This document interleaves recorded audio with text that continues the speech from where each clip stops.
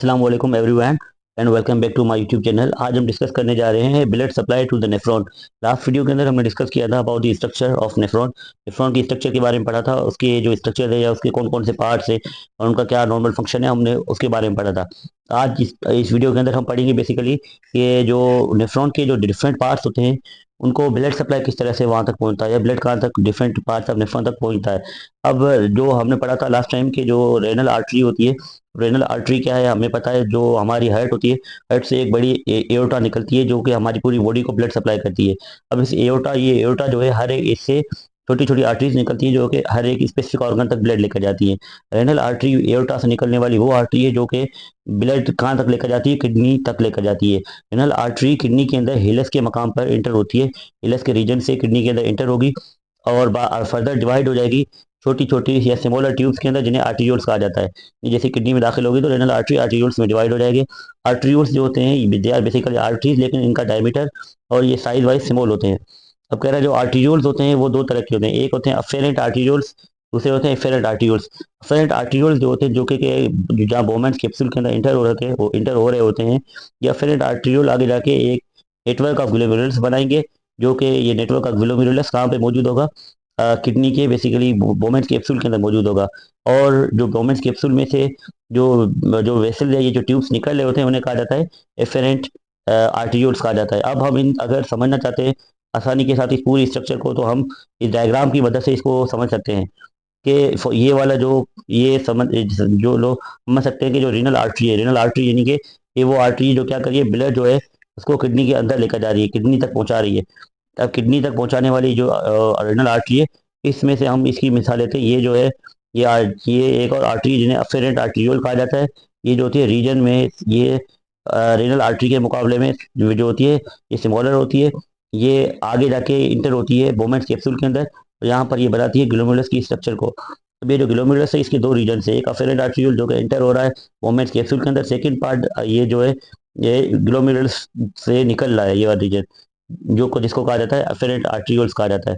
अब ये जो अफेरेंट आर्टरियोल जो होते हैं इनका जो डायमीटर होता है ये लार्जर ये जो होता है लार्जर होता है, और इनके मुकाबले में जो एफेरेंट आर्टरियोल्स होते हैं इनका डायमीटर जो होता है ये स्मॉलर होता है। तो इनके अंदर ये वाली जो आर्टरीज आगे जा रही हैं इनके अंदर ब्लड प्रेशर अफेरेंट आर्टरियोल्स के मुकाबले में ज़्यादा होगा। अब ये जो आर्टरियोल्स है यानी कि एफेरेंट आर्टरियोल्स है, ये आगे पूरी किडनी के अंदर ये पूरे नेफ्रॉन के अंदर फैले हुए होते हैं।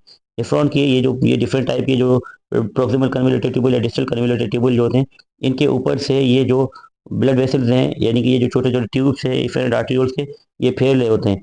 इन सबको कहा जाता है पेरी ट्यूबुलर कैपिलरीज कहा जाता है। पेरी का मतलब अबव, ट्यूबुलर मतलब ट्यूब्स, यानी ये जो distal convoluted tubule proximal convoluted tubule के ऊपर जो ये आर्टरीज मौजूद हैं इन्हें कहा जाता है पेरिटिबुलर कैपिलरीज। ये पेरिटिबुलर कैपिलरीज जो होती हैं ये अलग अलग हिस्सों से गुजरती है, ये लूप ऑफ हेनले से भी क्रॉस करती हैं। लूप ऑफ हेनले के ऊपर जो ये आर्टरीज मौजूद है इन्हें कहा जाता है वेसा रेक्टा। और लूप ऑफ हेनले के बाद ये सब आर्टरीज जो होती हैं ये एक दूसरे के साथ ज्वाइन होकर एक छोटी छोटी छोटी वेन्यूल्स बना देती हैं। वेन्यूल जो होती हैं they are basically smaller in diameter than veins, और वेन्यूल्स का काम होता है डीऑक्सीजनेटेड ब्लड को किडनी से बाहर लेकर जाना या किसी भी ऑर्गन से बाहर लेकर जाना। और ये वेन्यूल्स आखिर में जाकर रेनल वेन बनाएगा, और रेनल वेन्स हमें पता है जो वेन्स का नॉर्मल काम क्या होता है, डीऑक्सीजनेटेड ब्लड जो होता है उनको किडनी से बाहर लेकर जाती है, किडनी से बाहर लेकर जाने का काम करती है। और जो रेनल आर्टरीज जो होती हैं ये बेसिकली ब्लड को टुवर्ड्स किडनी लेकर आती हैं। अब कह रहे हैं कि एफेरेंट आर्टरियोल जो होते हैं और अफेरेंट और इफेरेंट आर्टरियोल जो होते हैं इनके डायमीटर के अंदर डिफरेंस होता है। और जो डिफरेंस होता है उसके अंदर जो जो जो हाई प्रेशर होता है ग्लोमेरुलस के अंदर प्रेशर ज़्यादा होता है बाकी के मुकाबले में, बाकी कैपिलरीज के मुकाबले में। अब अफेरेंट आर्टरी, अब हम इस तरह से कह सकते हैं जैसे प्रेशर को हमने पढ़ा है फिजिक्स में, फोर्स अपॉन एरिया इसका फार्मूला है।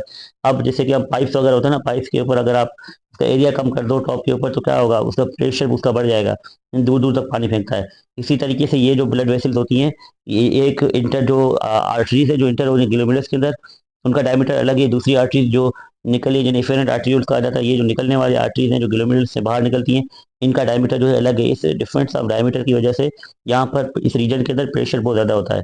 अब यहाँ इसके बाद जो है डिफरेंट टाइप के ब्लड वेसल्स का जिक्र दिया हुआ है कि जो डिफरेंट आर्टरियोल होता है ये पूरे ये आगे जाके और नेटवर्क्स बनाता है कैपिलरीज का, जिन्हें पेरिटिबुलर कैपिलरीज कहा जाता है। पेरिटिबुलर मतलब पेरी का मतलब अबव, रेटिबुलर का मतलब है ट्यूब्स। यानी पेरिटिबुलर कैपिलरीज कहाँ पर मौजूद होती हैं, ये प्रोक्सिमल कन्वोल्यूटेड ट्यूबल और डिस्टल कन्वोल्यूटेड ट्यूबल होते हैं, इन दोनों के ऊपर मौजूद होती है। और फंक्शन क्या परफॉर्म करती है, ये ऑक्सीजन प्रोवाइड करती है किस रीजन को, रेनल कॉर्टेक्स के रीजन को। ये जो आर्टरीज है, पेरिफेरल कैपिलरीज, ये यहाँ पर इनको ऑक्सीजन पहुंचाने का काम करती है।